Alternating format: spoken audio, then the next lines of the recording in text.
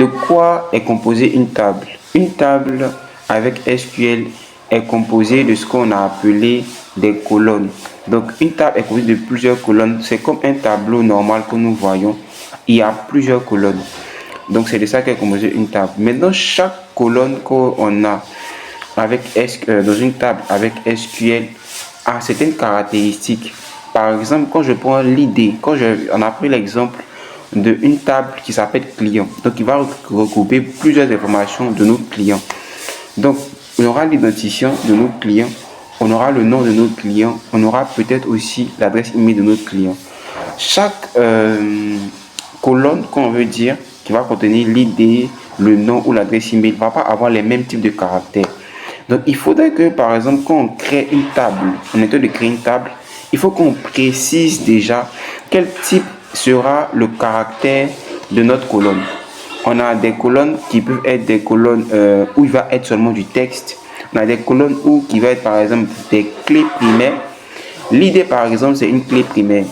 Qu'est-ce qu'une clé primaire en SQL?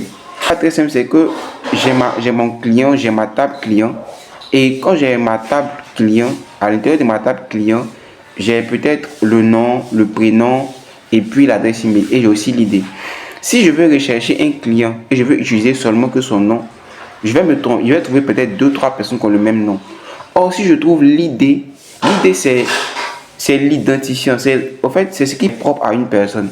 En fait, c'est ça qui est la clé primaire. Donc ici, la clé primaire sera l'identifiant. Ça sera l'idée. Et c'est ce qui va nous permettre de pouvoir retrouver quelqu'un plus facilement. Donc si je veux retrouver une personne plus facilement, je ne vais pas directement chercher son nom. Je vais chercher quelle est la clé primaire. C'est la clé qui permet de retrouver une personne plus facilement dans une table SQL, tout simplement. Donc, pour pouvoir, moi je posais une question, comment SQL fait pour comprendre? Comment on fait pour savoir si, quand on a une colonne, quand on crée une table dessus, comment ça on sait que c'est le nom? Comment ça on sait que ça c'est le type? Comment ça on sait que c'est la contrainte? En vrai, toutes les contraintes, les noms on peut laisser, mais les types et les contraintes sont déjà dans SQL.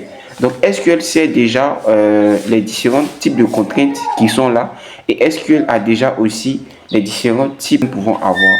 Donc c'est un peu ça. Merci et puis à la prochaine.